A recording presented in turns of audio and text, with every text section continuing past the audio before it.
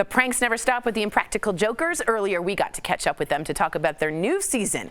Take a look-see.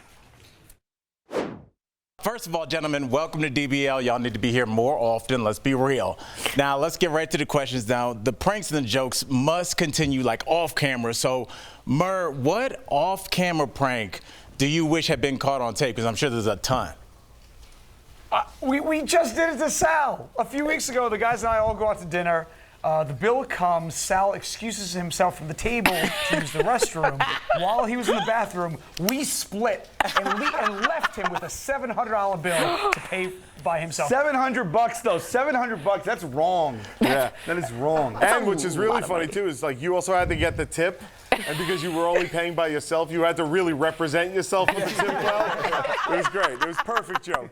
That's perfect joke. I always hope they don't recognize this at the restaurant, because then that makes the tip go from like 30 to like 60%. Yeah, you're gonna get TikTok like, look at this tip they left. Wow. Right. Okay, well look. Exactly. I love Impractical Jokers, and I know that some people really aren't in the mood to play around with you guys. So Brian, what prank got the Bystanders the angriest, and how do you guys diffuse the situation? Most of the times they look at it like, what is going on? Like, what is wrong with this guy? That being said, we did shoot way early on. Sal almost got beat up by an 80-year-old man on the TKTS line in Times Square in New York. Oh, that's right. Oh, that's nowhere to play. I always have a very clear mental image of that old man grabbing the back of your neck and forcing you away from him. Yeah. You were waiting on that line in Times Square where you wait for like the Broadway tickets day of. Right. And there's usually like 1,000 people online. And I just cut that line. This guy was a war vet, actually. Yeah, he'd been through it. He just grabbed me by the neck and was like strangling me.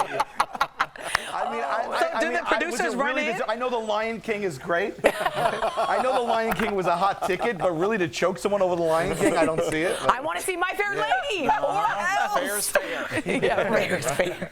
Sal, you must get asked all the time about Murr marrying your sister, but we want to know, how would you rate him as a brother-in-law? I, James Murray, take you, Sal's sister, to be my lawfully wedded wife. I take you for who you are. They got me so good on that one because, oh my God, it was to this day I think it was one of the biggest productions we did.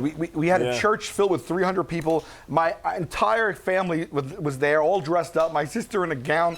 They had blindfolded me, and they took my blindfold off at the altar. I didn't know where I was going to be. And they made me really, I thought in that moment because they showed me the paperwork, that they really got married. And I was like, this is too far. Like, this isn't really that funny to me because I think it's going to be it's a mistake. But so it turns out they didn't send the paperwork in. But here's the thing: I am a licensed reverend. I'm a so I can marry people. You could marry them, and just to get them back afterwards. I almost just signed the paper and mailed it in.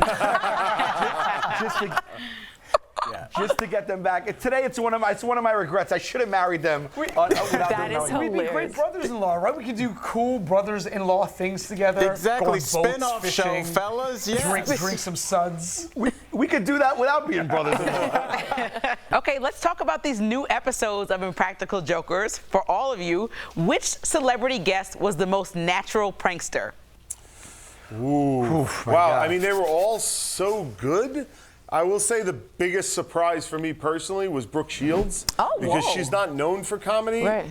And she came in, and I mean, you guys know what it's like when somebody comes in to play, you know what I mean? And Brooke came in and said, I know what I'm known for, you know, I know what I'm famous for. I don't want to do that. She was like, I'll do whatever you guys want. Play with my image. I'll do it all. And we took that and ran with it and tried to test her a little bit and push Brooke into new areas, and she was true to her word. Like, she went for everything. Wow. And turned out to be so good that she's the only celebrity this season that is in the entire episode. We were like, we want to just keep having fun with her because she was so open to it. Wow. So I would say for me the biggest surprise and how funny she was Brooke Shields. Wow. I think she's going to blow a lot of people away with that episode. Yeah. Spoiler alert too, her and I are married now as well. Breaking news on our show. That's more of a punishment for Brooke. Right. I guess you could say Brooke let her shields down. Oh, that wasn't bad. That wasn't bad. Okay. on. Guys, we love talking to you. Exactly. Thank you so much for joining us. And don't forget to catch Sal, Brian, and Murr in new episodes of Impractical Jokers on TruTV. Thanks, guys. Y'all are amazing. Thanks, fellas. Amazing. Thank you. Thank you. Guys.